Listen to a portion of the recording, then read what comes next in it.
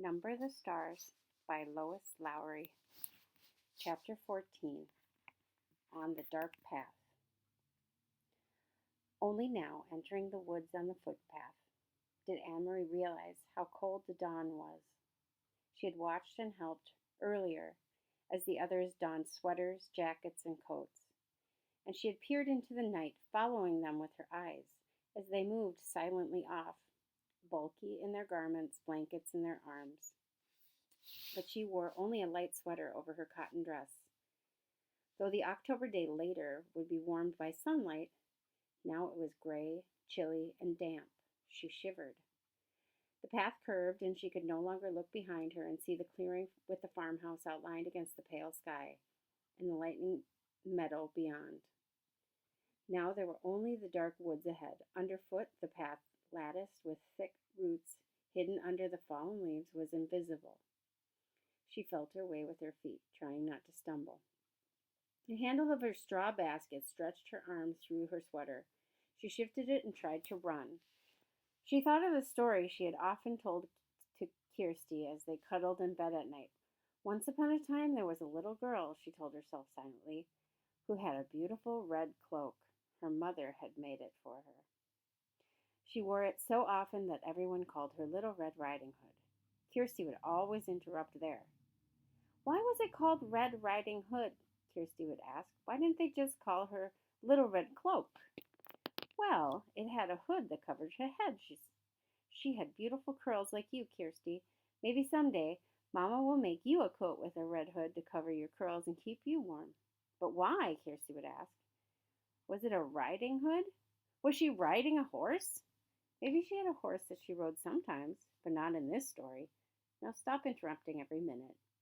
Anne-Marie smiled, feeling her way through the dark, remembering how Kirsty always interrupted stories to ask questions.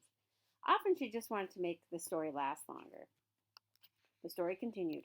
One day the little girl's mother said, I want you to take a basket of food to your grandmother. She is sick in bed. Come, let me tie your red cloak. The grandmother lived deep in the woods, didn't she? Kirsty would ask. In the dangerous woods where wolves lived. Anne-Marie heard the small noise, a squirrel perhaps, or a rabbit scampering nearby. She paused, stood still on the path, and smiled again. Kirsty would have been frightened. She would have grabbed Anne-Marie's hand and said, A wolf! But Anne-Marie knew that these woods were not like the woods in the story. There were no wolves or bears or tigers, none of these beasts that populated Kirsty's vivid imagination. She hurried on. Still, they were very dark, these woods. Anne-Marie had never followed this path and in the dark before. She had told her mother she would run, and she tried. Here the path turned. She knew the turning well, though it seemed different in the dark. If she turned to the left, it would take her to the road, out where it would be lighter, wider, more traveled, but more dangerous, too. Someone would see her on the road at this time, dawn. Other fishermen would be on the road, hurrying to get to their boats for the long day at sea. And there might be soldiers. She turned to the right and headed deeper into the woods. It was why Mama and Peter had needed to guide those who were strangers here, the Rosens and others. A wrong turn would have taken them into danger. So Little Red Riding Hood carried the basket of food and hurried along through the woods. It was a lovely morning and the birds were singing. Little Red Riding Hood sang too as she walked. Sometimes she changed that part of the story, telling Kirsty sometimes it was raining or even snowing in the woods. Sometimes it was evening with long, frightening shadows so that Kirsty, listening, would snuggle closer and wrap her arms around Anne-Marie. But now, telling it to herself, she wanted sunlight and birdsong.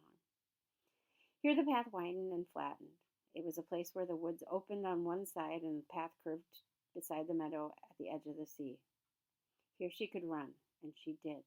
Here, in daylight, there would be cows in the meadow, and on summer afternoons, Anne-Marie would always stop by the fence and hold out handfuls of grass, which the curious cows would take with their rough tongues. Here her mother had told her Mama would always stop too as a child walking to school.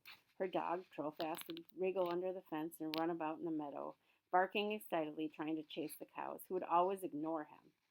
The meadow was empty now and colorless in the half-light. She could hear the churning sea beyond and see the wash of daylight to the east over Sweden. She ran as fast as she could, searching with her eyes for the place ahead where the path would re-enter the woods in its final segment, which led to town.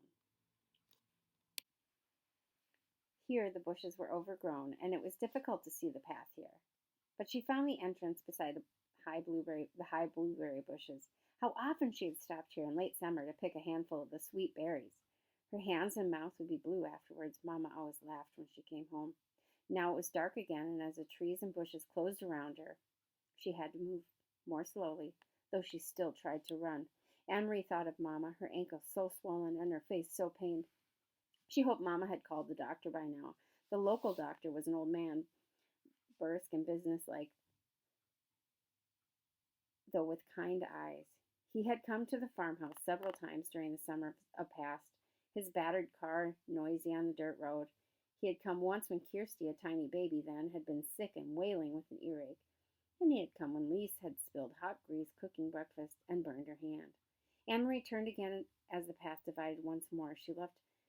The left fork would take her directly to the village. It was the way they had come from the train, and the way Mamma had walked to school as a girl, but Anne-Marie turned to the right, heading now toward the harbor side, where the fishing boats lay at anchor. She had often come this way before, too, sometimes at the end of a long afternoon to pick out the Ingeborg, Uncle Henrik's boat, from the many returning, and to watch him and his helpers unload the day's catch of slippery, shimmering herrings still flopping in their containers. Even now, with the boats in the harbor ahead, empty of fish, preparing to leave for the day's fishing, she could smell the oily, salty scent of herring, which always remained in the air. It wasn't for now, and it was getting lighter. She ran almost as fast as she had run at school in the Friday foot races, almost as fast as she had run down the Copenhagen sidewalk on the day that the soldier had stopped her with his call of "Halt!" Anne-Marie continued the story in her head. Suddenly, as Little Red Riding Hood walked through the woods, she heard a noise. She heard a rustling in the bushes. "A wolf?" Kirsty would always say, shivering with fearful delight. "I know it's going to be the wolf." Anne-Marie tried to prolong this part, the build-up of the suspense, and tantalize her sister. She didn't know what it was. She stopped on the path and listened. Something was following her in the bushes. Little Red Riding Hood was very, very, very frightened. She would stop, would stay silent for a moment, and beside her in the bed, she could feel Kirsty holding her breath. Then, Anne-Marie would go on in a low, dreadful voice, she heard a growl. Anne-Marie stopped suddenly and stood still on the path. There was a turn immediately ahead. Beyond it, she knew as soon as she rounded the turn, she would see the landscape open to the sea. The woods would be behind her there, and ahead of her would be the harbor, the docks, and the countless fishing boats. Very soon it would be noisy here, with engines starting, fishermen calling to one another, and gulls crying. She had heard something else. She heard the bushes rustling ahead. She heard footsteps, and she was certain it was not her imagination. She heard a low growl. Cautiously, she took a step forward and another. She approached a turn in the path, and the noises continued. Then they were there, in front of her, 4 armed soldiers. With them, straining as taut leashes, were 2 large dogs, their eyes glittering, their lips curled.